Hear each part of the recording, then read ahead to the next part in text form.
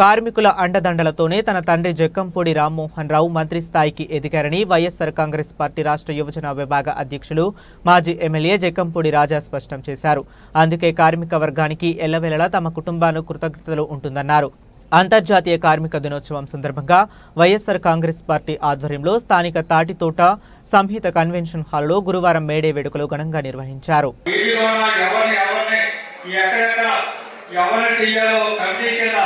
ఒక 10-12 మందిని కొంచెం సీనియర్ నాయకులు కమిటీ కింద వేసి ఈ కమిటీకి మొత్తం కార్పొరేట్ రోల్ ఏంటి ఎవరిని ఏ ఏరియాలో కమిటీ తయారు చేస్తారు.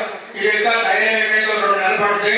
ఇవన్నీ కూడా మీ ముందుకు తీసుకొచ్చి జగన్మోహన్ రావు గారి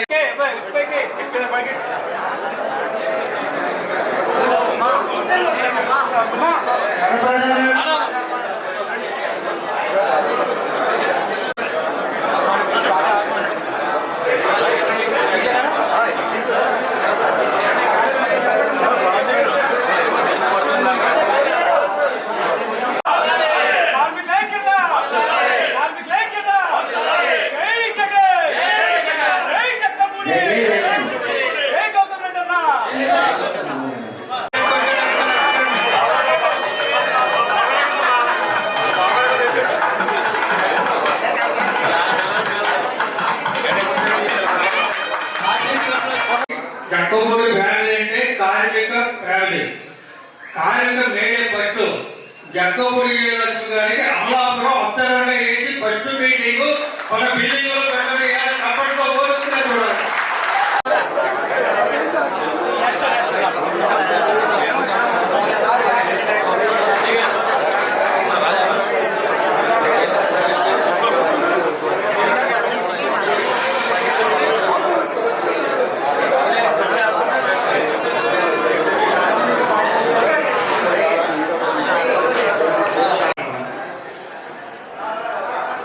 తల్లి జక్కంపూడి విజయలక్ష్మి గారైనా ప్రతినిత్యం నాకు కానీ గణేష్ కానీ ఎప్పుడు ఒకటే మాట చెప్తూ ఉంటారు. ఇవాళ ఈ స్థాయిలో ఉన్నాము అని అంటే దానికి కారకులు కార్మికులు. అందుగురించి ఎప్పుడు కూడా కార్మికుల పట్ల మన కుటుంబం ఒక కృతజ్ఞత భావంతో, ఒక అంకిత భావంతో వారికి ఉన్నటువంటి సమస్యలను పరిష్కరించడం కోసం ఒక బలమైన సంకల్పంతోనే ఉండాలి అనేటువంటిదే ప్రతినిత్యం ఒక రాజకీయ పాఠాలు ఎప్పుడు చెప్పినా ఏది చెప్పినా కూడా ఖచ్చితంగా ఈ మాట చెప్తా ఉంటారు. అందుగురించి డెఫినెట్గా మీ పట్ల మాకు ఆ రకమైనటువంటి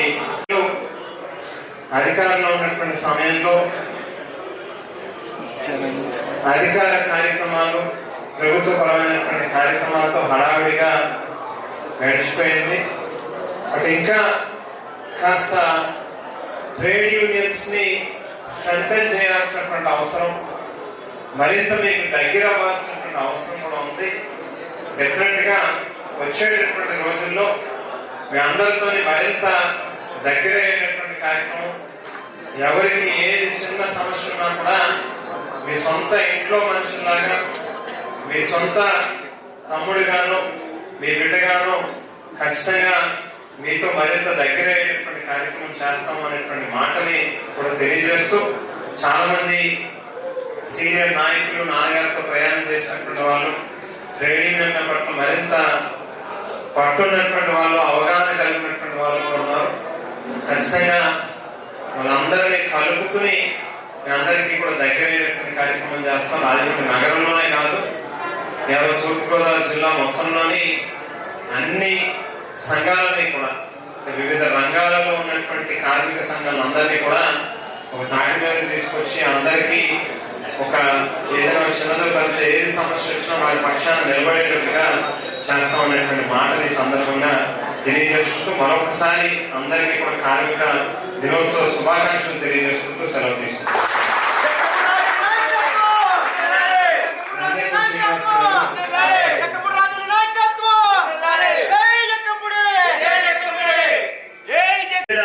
నాటకాలు ఆడేటువంటి ప్రభుత్వాలు కానీ వ్యక్తులు కానీ మట్టి గంచుకుపోతారు. దానికి నిదర్శనం కూడా కనపడుతుంది. ఇవాళ గోడ కూలిపోయి 7 చనిపోయారు. దానికి కాంట్రాక్టర్లు ఉన్నారు, ఆఫీసర్లు ఉన్నారు, నాయకులు ఉన్నారు, బ్రహ్మాండంగా కడుతున్నా ఉన్నారు. కూలిపోయేటువంటి గోడ కట్టి 8 మంది ప్రాణాలు తీసుకున్నారు. తిరుపతిలో ప్రాణాలు తీసుకున్నారు. ఇక్కడే రాజమండ్రిలో, ఇదే రాజమండ్రిలో 29 మందిని బలి తీసుకునేటువంటి కార్యక్రమం తీసుకున్నది చంద్రబాబు నాయుడు గారు. ఆ రోజు అదే చెప్తాం. అదే రాజా గారు అడిగారు, ఇక్కడ సీసీ కెమెరాలు ఉంటాయండి, చూడండి, తీసుకోండి అనేటువంటి చెప్తే సీసీ కెమెరాలు కాపులు చూపోయినాక సీసీ కెమెరాల్లో క్రియేట్ అవుతుందా, అది క్లియర్ కట్ గా చంద్రబాబు నాయుడు హత్యాకాండకి నిదర్శనం అనేటువంటి చెప్తాం. అందుకే చెప్తా ఉన్నా, ఇవాళ దేవుడితో సరదాటవాడితో లడ్డూని తీసుకొచ్చి ప్రజల ముందు తీసుకొచ్చినటువంటిది సుప్రీంకోర్టు అక్షంతలు వేస్తే చంద్రబాబు నాయుడు గారి బుద్ధి వచ్చిందో లేదో తెలియదు. కానీ మరలా ఇవాళ ఇక్కడ ఉండేటువంటి రాష్ట్రంలో ఉండేటువంటి అనేక దేవాలయాలు కూల్చేశాడు. కానీ ఇవాళ మరలా జరిగినటువంటి సంఘటనకి భవిష్యత్తులో ఇది మూల్యం చెల్లించుకోక తప్పదని కూడా తెలియజేస్తూ మేడే శుభాకాంక్షలు మీ అందరికీ కూడా మరొకసారి తెలియజేస్తున్నాం. జై జగన్, జై జగన్, జై వర్ధిల్లాలి, వర్ధిల్లాలి, వర్ధిల్లాలి.